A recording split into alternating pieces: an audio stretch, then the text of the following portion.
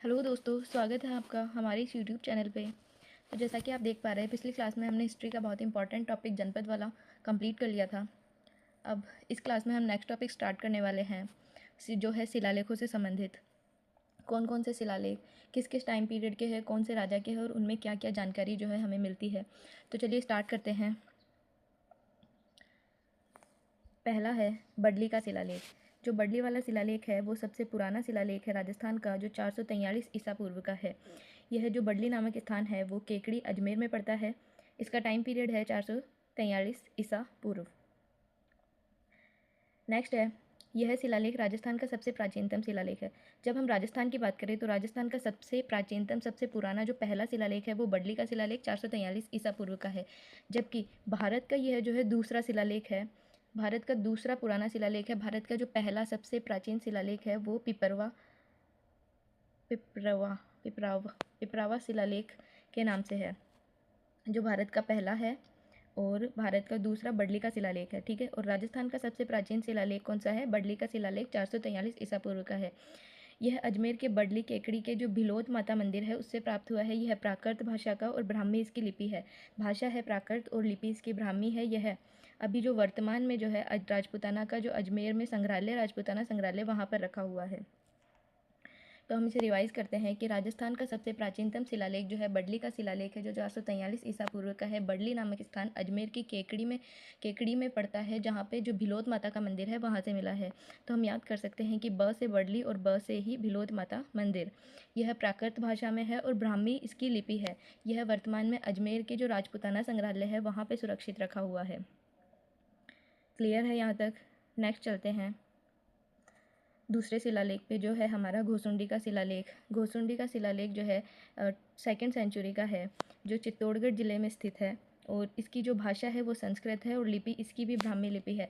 जो बडली का शिलालेख था उसकी ब्राह्मी लिपि थी और भाषा प्राकृत थी, जबकि घोसुंडी का शिलालेख चित्तौड़गढ़ ज़िले में स्थित है, जिसकी भाषा संस्कृत है और लिपि इसकी ब्राह्मी है। यह राजस्थान में वैष्णव या भागवत संप्रदाय से संबंधित सबसे प्राचीन शिलालेख है। जो घोसुंडी का शिलालेख है उसमें जो लिखा हुआ है वो वैष्णव धर्म का, जो वैष्णव और भागवत जो संप्रदाय है उसका पहला ये शिलालेख है। मतलब सबसे पुराना जो शिलालेख मिलता है जिसमें इस संप्रदाय का उल्लेख मिलता है।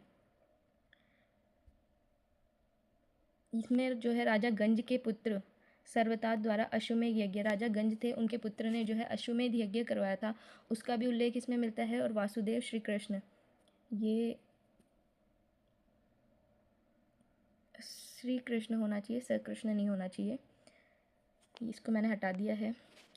वासुदेव कृष्ण के पूजा गृह जो 4 दीवारी के निर्माण का भी इसके अंदर उल्लेख मिलता है। ये इतना इंपॉर्टेंट नहीं है, इसका इंपॉर्टेंट है कि सर्वप्रथम डॉक्टर D.R. भंडारकर ने इसे जो है पढ़ा था, खोजा था। मतलब सबसे पहले इसकी जो है ना खोज वगैरह ये डॉक्टर भंडारकर द्वारा की गई थी।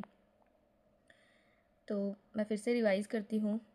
घोसुंडी का शिलालेख है जो 2nd सेंचुरी का है। घोसुंडी नामक स्थान चित्तौड़गढ़ ज़िले में है। इसकी भाषा जो है संस्कृत है और लिपि इसकी ब्राह्मी है और वैष्णव संप्रदाय का सबसे प्राचीन शिलालेख है। राजा गंज के पुत्र ने जो अश्वमेध यज्ञ करवाया था सर्वतात ने, उसका उल्लेख इसमें मिलता है और डॉक्टर D.R. भंडारकर ने इसकी खोज की थी। नेक्स्ट हमारा शिलालेख है घटियाला का शिलालेख, जो 861 ईस्वी का है। घटियाला नामक जो स्थान है वो फलोदी में है। फलोदी अब खुद से ज़िला बन गया है, ये जोधपुर के अंदर नहीं, फलोदी एक खुद ज़िला है। यह कुक्कुक के टाइम पीरियड का है। जो घटियाला का शिलालेख 861 ईस्वी का है, फलोदी के अंदर है और राजा कुक्कुक ने इसका जो है निर्माण करवाया था। ये कुक्कुक के टाइम पीरियड का है। यह जो शिलालेख है गुर्जर प्रतिहार वंश के इतिहास का प्रामाणिक जानकारी देता है। मतलब गुर्जर प्रतिहार वंश की जानकारी जो है घटियाला के शिलालेख से मिलती है, जो 861 ईस्वी का है। इसका टाइम है 861 ईस्वी का है। और जो गुर्जर प्रतिहारों के जो शासक थे हरीशचंद्र, जिन्होंने रोहिलिद्दी की उपाधि भी धारण की थी, वो और उनके वंशजों का वर्णन इसमें मिलता है। और कुक्कुक ने जो है आभीर जाति पर जो विजय प्राप्त की थी उसकी जानकारी इससे मिलती है। और इसको जो है उत्कीर्ण करता कौन है? कृष्णेश्वर। तो जो घटियाला का शिलालेख है वो फलोदी ज़िले में है, कुक्कुक के टाइम पीरियड का है। 861 ईस्वी इसका टाइम पीरियड है और गुर्जर प्रतिहार वंश की जानकारी इसमें मिलती है। हरिश्चंद्र और उनके वंशजों का वर्णन किया गया है। कुक्कुक ने जो अभीरों पर विजय प्राप्त की थी उसकी जानकारी भी इसमें है। और इसके जो उत्कीर्ण करता है कृष्णेश्वर ने इसे उत्कीर्ण करवाया था। क्लियर है यहाँ तक? नेक्स्ट चलते हैं। नेक्स्ट है बिजोलिया का शिलालेख, जो बिजोलिया का शिलालेख है वो 1170 ईस्वी का है। बिजोलिया नामक स्थान भीलवाड़ा में पड़ता है। इसके रचयिता गुणभद्र है। आपको याद रखना है, ये तो पता ही आपको कि बिजोलिया भीलवाड़ा के अंदर है, तो ये 1170 ईस्वी का है और इसके जो लेखक है, रचयिता है, वो गुणभद्र है। नेक्स्ट है, इस शिलालेख से क्या क्या हमें जानकारी मिलती है। इस शिलालेख से सांभर और अजमेर के चौहानों को वत्स गोत्रीय विप्र बताया है। तो आपको क्या याद रखना है, आपको याद रखना है ब से बिजोलिया शिलालेख और ब से ब्राह्मण बताया है। किन्हें? चौहानों को। सांभर और अजमेर के चौहानों को बिजोलिया शिलालेख में वत्स गोत्रीय ब्राह्मण बताया है। और जो सांभर झील है, जयपुर, अजमेर और नागौर के सेंटर में जो सांभर झील है, उसका निर्माण चौहान शासक वासुदेव ने करवाया। यह जानकारी भी इसी शिलालेख से मिलती है। इसमें प्राचीन नगर जैसे जाबालीपुर जो जालोर में है, मांडलगढ़ जो मांडलगढ़ भीलवाड़ा में है, और श्रीमाल जिसे भीनमाल के नाम से जाना जाता है, वो उनकी जानकारी भी या उनका उल्लेख भी जो है इस शिलालेख से मिलता है। तो बिजोलिया का शिलालेख, बिजोलिया शिलालेख भीलवाड़ा से मिला है। इसके जो लेखक रचयिता है वो गुणभद्र है। यह 1170 ईस्वी का है। यह 1170 ईस्वी टाइम पीरियड का है। और इसमें क्या क्या जो है जानकारी हमें मिलती है, सांभर और अजमेर के चौहानों के बारे में जानकारी मिलती है कि इनका जो है वत्स गोत्रीय ब्राह्मण इनको बताया गया है। बिजोलिया शिलालेख में वासुदेव ने सांभर झील का निर्माण करवाया, ये इसी शिलालेख से हमें जानने को मिलता है। यह मोस्ट इंपॉर्टेंट है, काफ़ी एग्जाम्स में पूछा गया है कि कौन से शिलालेख में ये जानकारी मिलती है कि वासुदेव जो है चौहानों के शासक, उन्होंने सांभर झील का निर्माण करवाया है। और ये जो नगर है उनका उल्लेख भी इस शिलालेख से मिलता है। नेक्स्ट है चीरवा शिलालेख। चीरवा शिलालेख 1273 ईस्वी का है। चीरवा नामक स्थान उदयपुर में है। इसके रचयिता या लेखक जो है रत्नप्रभ सूरी। तो हमें इसे कैसे याद रखना है कि चीरवा में जो र आ रहा है उस र से हमें याद करना है इसके लेखक या रचयिता कौन है, रत्नप्रभ सूरी। चीरवा उदयपुर में है और र से रत्नप्रभ सूरी ने इसकी रचना की है। यह उदयपुर के चीरवा गांव के एक मंदिर से मिला है। मतलब जो जितने भी अभिलेख शिलालेख जो भी है, कोई तो मंदिर से मिले होंगे या फिर है ना दुर्ग वगैरह किलों में ऐसे लगवाए हुए होंगे। तो उदयपुर के चीरवा गांव के मंदिर से प्राप्त हुआ है। मेवाड़ के गुहिल वंश की जानकारी। अब जब उदयपुर में है तो ऑब्वियस सी बात है कि जो गुहिलों की है वहाँ पे गुहिलों की ही शाखा थी, गुहिल वंश ने ही वहाँ पे राज किया है। उदयपुर मेवाड़ वाला जो एरिया है, तो मेवाड़ के गुहिल वंश के शासकों की जैसे जेत्र सिंह, तेज सिंह और समर सिंह, इन तीनों के बारे में और उनकी इन तीनों के बारे में जानकारी मिलती है। इनकी जो उपलब्धियां है उनका वर्णन है, कौन कौन से युद्ध इन्होंने किए हैं उनके बारे में जानकारी है। उस टाइम पीरियड की जो सामाजिक और धार्मिक स्थिति थी उसका भी उल्लेख इसमें हुआ है। और जो मेवाड़ के जो गुहिल वंश थे वो शैव उपासक थे, शिव जी की जो है आराधना करते थे, इसलिए इसमें शैव संप्रदाय की भी जानकारी मिलती है। और इसके शिल्पी जो है वो देलहण थे। तो चीरवा का जो शिलालेख है, अभिलेख है, वो 1273 ईस्वी के टाइम पीरियड का है। उदयपुर जिले में स्थित है। इसके रचयिता र से रत्नप्रभ सूरी थे। उदयपुर के चीरवा गांव से किसी मंदिर से ये मिला है। और मेवाड़ के गुहिल वंश की जानकारी और 3 शासक थे, जेत्र सिंह, तेज सिंह और समर सिंह, उनकी उपाधियों का वर्णन इसमें किया गया है। और उस टाइम की जो सामाजिक और धार्मिक स्थिति है और पाशुपत जो शैव संप्रदाय है उसकी जानकारी इससे मिलती है। और मोस्ट इम्पॉर्टेंटली इसका जो शिल्पी था वो दलहन था। नेक्स्ट मूव करते हैं रणकपुर प्रशस्ति। रणकपुर प्रशस्ति जो है कुंभा के टाइम पीरियड की है। जो पाली ज़िले में रणकपुर जो जैन मंदिर है ये वहाँ पे लगी हुई है, जो मथाई नदी के किनारे स्थित है रणकपुर जैन मंदिर, वहाँ से मिलती है। 1439 ईस्वी इसका टाइम पीरियड है। यह पाली ज़िले के चौमुखा मंदिर से मिली है। इसका शिल्पी जो है देपाक था। रणकपुर जैन मंदिर में उत्कीर्ण इस प्रशस्ति की सबसे मुख्य बात यह है कि इसमें बापा रावल और कालभोज दोनों को अलग अलग व्यक्ति माना है। वैसे हम देखते हैं कि बापा रावल को ही कालभोज कहा जाता है, लेकिन जो रणकपुर प्रशस्ति है 1439 टाइम पीरियड की है, उसमें बापा रावल और कालभोज को अलग अलग व्यक्ति माना है। इसके शिल्पी जो है उत्कीर्ण करता वो देपाक थे, पाली जिले में है, चौमुखा मंदिर में है। यह गुहिल राजवंश के कालक्रम और महाराणा कुंभा की विजयों की सुंदर विवरण है। अब ये कुंभा के टाइम पीरियड का है, इसलिए कुंभा की जो जो विजय है वो इसके अंदर विवरण उसका उल्लेख किया गया है। और ये गुहिल वंश के बारे में भी जानकारी देता है।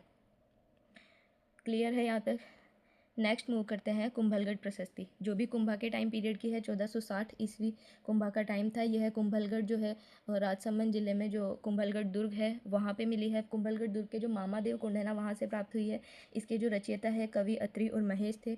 यह प्रशस्ति कुंभलगढ़ दुर्ग के मामादेव मंदिर से प्राप्त हुई है, जहाँ पे ये मामादेव जो मंदिर है, मामादेव कुंड है, वहाँ से कुंभा की हत्या की गई थी। किसने? उनके ही पुत्र उदा ने की थी। तो वहीं पे ये जो है प्रशस्ति मिलती है, मिली थी। इसमें जो है मेवाड़ के महाराणा जो हम्मीर है उनको विषम, इस प्रशस्ति में मेवाड़ के महाराणा मेवाड़ महाराणा हमीर के बारे में बताया गया है कि इन्हें विषम घाटी पंचानन कहा गया है। विषम घाटी पंचानन का मतलब क्या है? विकट युद्धों में सिंह के समान व्यवहार करने वाला, विकट युद्धों में सिंह के समान बताया गया है। यह प्रशस्ति मेवाड़ के गुहिल वंश और महाराणा कुंभा की विजयों की विस्तृत जानकारी देता है। तो यह कुंभा के टाइम पीरियड की है। 1460 ईस्वी में कुंभलगढ़ दुर्ग में है, राजसमंद जिले में है। कवि अत्रि और कवि महेश इनके जो है रचयिता है जिस इस प्रशस्ति की रचना की है। यह प्रशस्ति कुंभलगढ़ दुर्ग के मामादेव मंदिर में है। और ये वाला जो क्वेश्चन है मोस्ट इंपॉर्टेंट क्वेश्चन है कि विषम घाटी पंचानन जो राणा हमीर है जिन्हें मेवाड़ का उद्धारक कहा जाता है, उन्हें किस प्रशस्ति में विषम घाटी पंचानन की उपाधि दी गई है? तो वो है कुंभलगढ़ प्रशस्ति में। नेक्स्ट मूव करते हैं जगन्नाथ प्रशस्ति। जगन्नाथ प्रशस्ति 1652 ईस्वी का इसका टाइम पीरियड है और यह उदयपुर में है। जो जगदीश मंदिर उदयपुर में है वहाँ उत्कीर्ण की गई है। इसके रचयिता कृष्ण भट्ट है। उदयपुर के प्रसिद्ध जगदीश मंदिर में स्थित इस प्रशस्ति में हल्दी घाटी युद्ध की जानकारी मिलती है। हल्दी घाटी युद्ध का सजीव वर्णन इसमें मिलता है। महाराणा जगत सिंह प्रथम के समय के युद्धों और उनके द्वारा किए गए दान पुण्य और मंदिर निर्माण के बारे में ऐतिहासिक उल्लेख भी इसमें मिलता है। तो जो जगन्नाथ राय प्रशस्ति 1652 ईस्वी की है। 1652 मतलब यहाँ पे महाराणा प्रताप के जो पुत्र है अमर सिंह का टाइम पीरियड ये था। उदयपुर, यह जगदीश मंदिर उदयपुर में है और इसके इनके रचयिता कृष्ण भट्ट थे।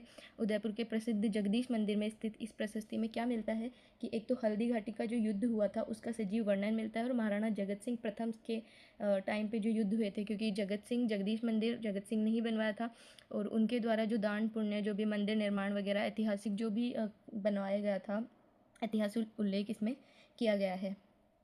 नेक्स्ट है राज प्रशस्ति जो कि राजसमंद जिले में स्थित है। राज प्रशस्ति 1676 ईस्वी में विश्व की सबसे बड़ी प्रशस्ति है। सबसे बड़ी प्रशस्ति क्यों इसे बताया गया है? क्योंकि जो राजसमंद झील है उसके जो 9 चौकी की पाल है वहाँ पे उसमें 25 काली संगमरमर की पट्टिकाओं पर यह संस्कृत भाषा में उत्कीर्ण की गई है। इसलिए जो है इसे विश्व की सबसे बड़ी प्रशस्ति इसे कहा गया है। रणछोड़ भट्ट तैलंग, जो रणछोड़ भट्ट तैलंग है इसके रचयिता है, उत्कीर्ण करता है। राज प्रशस्ति 1676 ईस्वी की है, विश्व की सबसे बड़ी प्रशस्ति है। रणछोड़ भट्ट तैलंग ने इसको उत्कीर्ण करवाया या उत्कीर्ण किया था, लेखक थे इसके। यह राजसमंद झील के पास है। राज प्रशस्ति राजसमंद झील के पास है, 9 चौकी की पाल पर है, 25 काली संगमरमर की पट्टिकाओं पर उत्कीर्ण है, संस्कृत भाषा में है। बापा रावल से लेकर महाराणा राज सिंह तक के इतिहास का वर्णन इसमें मिलता है और राजसमंद झील के निर्माण का भी विवरण इसमें मिलता है। तो राज प्रशस्ति में क्या क्या मिलता है? एक तो सब विश्व की सबसे बड़ी है, दूसरी क्या है कि महाराणा बापा रावल से लेकर जो राज सिंह थे उस टाइम पे जिन्होंने उत्कीर्ण करवाई थी उनके टाइम पीरियड तक का इतिहास इसमें मिलता है और राजसमंद झील के निर्माण का भी विवरण इसमें मिलता है और इसका जो टाइम पीरियड है वो 1676 ईस्वी है, 1676 ईस्वी का है। नेक्स्ट है मानमोरी का शिलालेख। ये वही शिलालेख है जो कर्नल जेम्स रोड जो है इंग्लैंड ले जाते टाइम पे उन्होंने जो है समंदर में फेंक दिया था और इसमें जो है एक ही चीज़ मोस्ट इंपॉर्टेंट है कि इसमें अमृत मंथन के बारे में जानकारी मिलती है। तो मानमोरी का शिलालेख 713 ईस्वी का है। चित्तौड़गढ़ जिले में मानसरोवर झील या मानसरोवर जो स्थान है वहाँ से मिला है। कर्नल जेम्स टोड ने इसकी खोज की थी। यह शिलालेख मानसरोवर झील जो चित्तौड़गढ़ में है, मानसरोवर नामक जो झील है चित्तौड़गढ़ में, वहाँ से मिला है। कर्नल जेम्स टोड को मिला था। जब वे इसे इंग्लैंड ले जा रहे थे तो जहाज का संतुलन बिगड़ने के कारण समुद्र से फेंक दिया था। इसमें प्रसिद्ध अमृत मंथन की कथा का उल्लेख है। तो 2-3 बातें इससे याद रखनी है कि मानमोरी का जो शिलालेख है वो 713 ईस्वी का है। चित्तौड़गढ़ जिले के जो मानसरोवर जो झील है वहाँ से कर्नल जेम्स टोड को मिला था। वो इंग्लैंड ले जा रहे थे तो समुद्र में उसे फेंक दिया था। इसमें मोस्ट इंपॉर्टेंट बस अमृत मंथन का ही उल्लेख मिलता है। आज की जो हमारी क्लास है वो यहीं तक रहेगी। उम्मीद है आपको ये क्लास पसंद आई होगी। अगर आपको क्लास अच्छी लगती है तो लाइक शेयर सब्सक्राइब ज़रूर करें। Thank you. मिलते हैं नेक्स्ट क्लास में। जय हिंद।